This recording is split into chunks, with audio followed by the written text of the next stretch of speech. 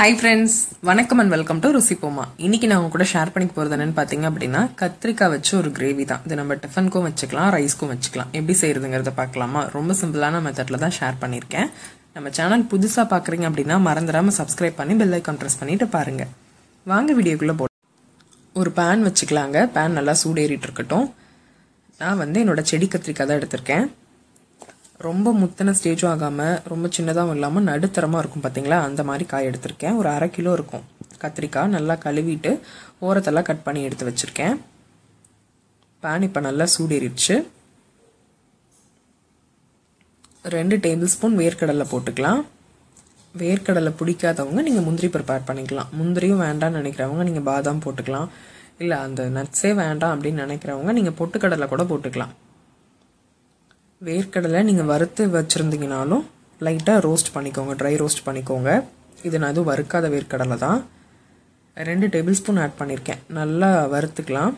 அந்த மணம் வர வரைக்கும் நல்லா வறுத்து எடுத்துக்கலாம்.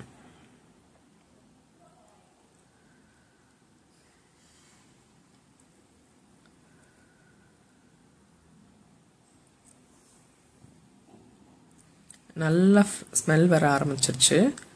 இந்த டைம்ல நம்ம ஒரு பொருளை ஆட் பண்ணிக்கலாம். 2 கிராம்பு, ஒரு ஏலக்காய், ஒரு பட்டை, எள்ளு பாத்தீங்களா, எள்ளு நான் எடுத்திருக்கேன். இது நல்லா கழுவி காய வச்சு எடுத்து வச்ச எள்ளு, அதனால ரொம்ப கருப்பா இருக்காது. நாங்க இந்த மாதிரி கடையில வாங்குறப்ப நல்லா தண்ணியில போட்டு அலாசி கல்லு மண்ணெல்லாம் எடுத்துட்டு நல்லா சுத்தமா கழுவி எடுத்து வச்சிருக்கோம். அதனால உங்களுக்கு அந்த கருப்பு கலர்ல இருக்காது. நீங்க வெள்ளை எள்ளு வச்சிருந்தீங்கனாலும் யூஸ் பண்ணிக்கோங்க. 2 டேபிள் ஸ்பூன் யூஸ் பண்ணிக்கோங்க. இது கூட சீரகம் 1 ஸ்பூன், வர கொத்தமல்லி 1 ஸ்பூன். பட் எள்ளு மஸ்ட், ரொம்ப டேஸ்ட் கொடுக்கறதே எள்ளு தான். 1/4 டீஸ்பூனுக்கும் கம்மியா வெந்தயம் ஆட் பண்ணிக்கோங்க. இதெல்லாம் கம்ப்ளீட்டா ட்ரை ரோஸ்ட் பண்ண போறோம். எள்ளு நல்லா படபடன்னு வெடிக்கும் பாத்தீங்களா, அது வரைக்கும் நல்லா வதக்கிக்கலாம். பாருங்க நல்லா வறுபட்டுருச்சு. ஒரு 50 செகண்ட்ஸ் நல்லா ரோஸ்ட் ஆனாலே போதும். அடுப்பு ரொம்ப வேகமா வச்சிட்டீங்கனாலும் தீஞ்சு போயிடும், டேஸ்ட் மாறிடும். இந்த ஸ்மெல் வந்தாலே போதும். அடுப்பை ஸ்லோ ஃப்ளேமுக்கு வச்சிருங்க. நான் ஆல்ரெடி லோ ஃப்ளேம்ல வச்சுதான் வதக்குறேன், பிகினர்ஸ்க்காக சொல்றேன். தேங்காய் ஆட் பண்ணிக்கலாம். தேங்காய் பாத்தீங்க அப்படின்னா நான் 3 பத்தை ஆட் பண்ணிருக்கேன்.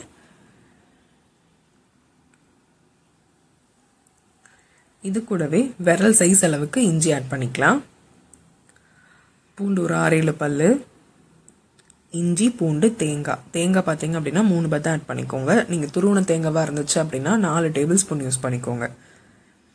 நல்லா ஸ்பூன் ஃபுல்லா வர மாதிரி 4 டேபிள் ஸ்பூன் யூஸ் பண்ணிக்கோங்க. பீஸா போடுறப்ப 3 பீஸ் போட்டுக்கோங்க. விரல் சைஸ் அளவுக்கு இஞ்சி, 6-7 பல்லு பூண்டு.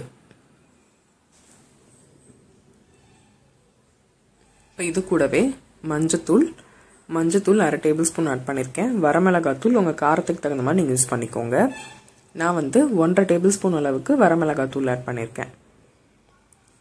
காஷ்மீரி சில்லி பவுடர் வச்சிருந்தீங்க அப்படின்னா நீங்க காஷ்மீரி சில்லி பவுடர் கூட ஆட் பண்ணிக்கலாம். என்கிட்ட இல்ல, நான் யூஸ் பண்ணலங்க. தேவையான அளவுக்கு உப்பு ஆட் பண்ணிக்கலாம். இது கூடவே ஒரு பெரிய வெங்காயம் கட் பண்ணி ஆட் பண்ணிக்கோங்க. மீடியம் சைஸான பெரிய வெங்காயம். நல்லா ஆறுனதுக்கு அப்புறமா தண்ணி ஊற்றி நல்லா நைஸா பேஸ்டா அரைச்சு எடுத்து வச்சுக்கோங்க. அரைச்சிட்டு பார்க்கலாம். இன்கிரீடியன்ஸ் மசாலா பாருங்க நல்லா நைஸா அரைச்சு எடுத்துட்டு வந்துட்டேங்க. தண்ணி அளவான தண்ணி ஊற்றி அரைச்சுக்கோங்க. கொஞ்சம் திக் பேஸ்டா தான் இருக்கணும். கத்தி வச்சு கத்திரிக்காவை 4 மட்டும் கட் பண்ணிக்கோங்க. உள்ளுக்குள்ள பூச்சி இருக்கா என்னன்னு செக் பண்ணிக்கோங்க. இந்த மாதிரி கட் பண்ணி எடுத்துக்கிட்டீங்க அப்படின்னா தான் நம்ம மசாலா ஸ்டஃப் பண்ணி செய்யறதுக்கு நல்லா இருக்கும். கத்திரிக்காய் நல்லா இருக்கு. இதுக்குள்ள நம்ம ஃபில்லிங் வச்சுக்கலாம். நம்ம ரெடி பண்ணி வச்சிருக்கோம்ல, அதை உள்ள வச்சுக்கலாம். இதே போல எடுத்திருக்க எல்லா கத்திரிக்காயும் நம்ம கட் பண்ணி செக் பண்ணி பார்த்துக்கோங்க. செக் பண்ணிட்டு நம்ம மசாலா ஃபில் பண்ணிக்கலாம். இந்த மாதிரி கத்திரிக்காய் ஸ்டஃப் பண்ணி செஞ்சு பாருங்க, ரொம்ப டேஸ்டா இருக்கும். கையில நல்லா ஹோல்ட் பண்ணி ப்ரெஸ் பண்ணி விட்டு வச்சுக்கோங்க. இதே போல நம்ம ஒரு கத்திரிக்காவுக்கும் ஆட் பண்ணிக்கலாம். நீங்க கை ரொம்ப இதா இருக்கு அப்படின்னு ஃபீல் பண்ணீங்கன்னா ஸ்பூன் கூட யூஸ் பண்ணி ஒரு கத்திரிக்காவுக்கும் நம்ம எடுத்து வச்சுக்கலாம். ஒரு அகலமான கடாய் வச்சுக்கலாம். கடாயில 3 டேபிள் ஸ்பூன் எண்ணெய் ஊத்திக்கலாம். நான் வந்து நல்லெண்ணெய் தான் யூஸ் பண்ணுறேன். நீங்கள் தேங்காய் எண்ணெய் கூட யூஸ் பண்ணிக்கலாம், கடலை எண்ணெயும் யூஸ் பண்ணிக்கலாம். ரெண்டுமே ரொம்ப நல்லாயிருக்கும். எண்ணெய் நல்லா காயட்டும்.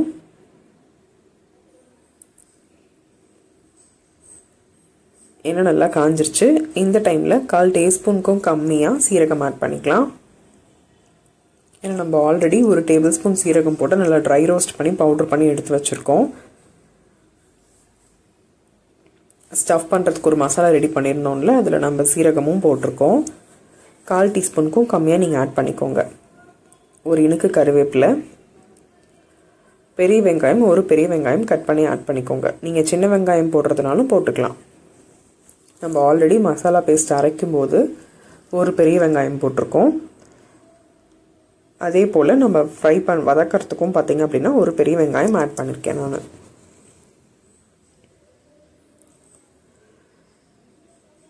நல்லா வதங்கட்டும் வெங்காயம்.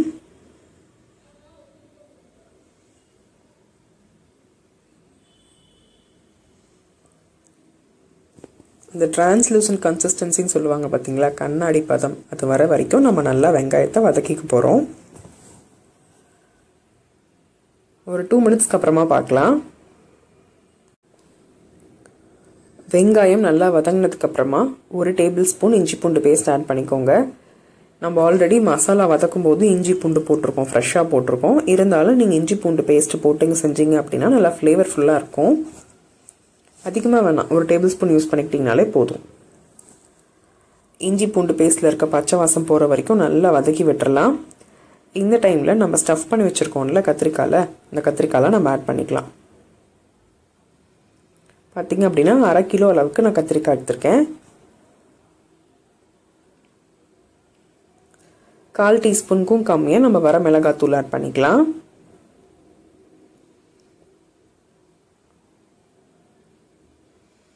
நல்லா மிக்ஸ் பண்ணி விட்டுக்கலாம்.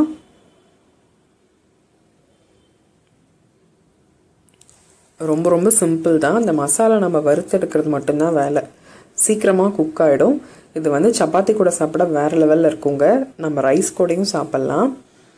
ரொம்ப அட்டகாசமாக இருக்கும். ஒரு டைமாவது இந்த மாதிரி செஞ்சு பாருங்கள், ரொம்ப சூப்பராக இருக்கும். கத்திரிக்காய் சாப்பிடாதவங்க கூட இந்த மாதிரி செஞ்சு கொடுத்தோம் அப்படின்னா கத்திரிக்காய் விரும்பி சாப்பிடுவாங்க. இப்போ கத்திரிக்காய் நல்லா வெந்து வரட்டும்.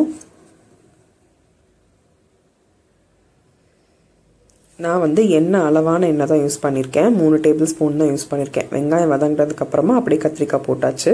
இப்போ இதை நல்லா வதங்கட்டும். லோ டு மீடியம் ஃப்ளேம்லேயே கத்திரிக்காய் நல்லா குக் ஆகி வரட்டும்.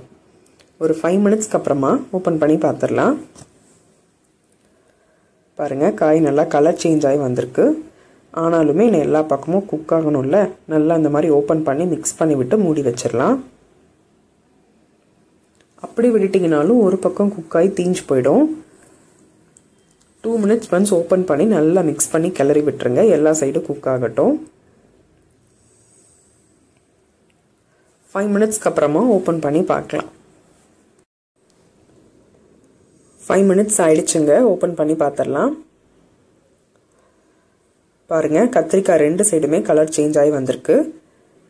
கலர் சேஞ்ச் ஆனதுக்கப்புறமா நம்ம அரைச்சி வச்சுருக்கோம்ல மசாலா, நம்ம ஆல்ரெடி ஃபில்லிங் ஸ்டஃப் பண்ணி வச்சுருக்கிறது இல்லாமல் மீதி இருக்கிற மசாலா பவுடரையும் விழுதியும் நம்ம இது கூடயே ஆட் பண்ணிக்கலாம்.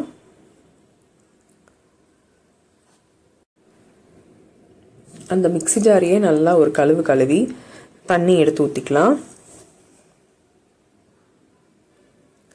கத்திரிக்காய் முழுகிற அளவுக்கு நம்ம தண்ணி ஊற்றிக்கலாம். நல்லா குக்காய் வரட்டும். வெளியிலலாம் நல்லா சேஞ்ச் ஆகிருக்கு, உள்ளே நல்லா குக் ஆகணும்ல, இந்த அளவுக்கு நம்ம தண்ணி ஊற்றினாலே போதும்.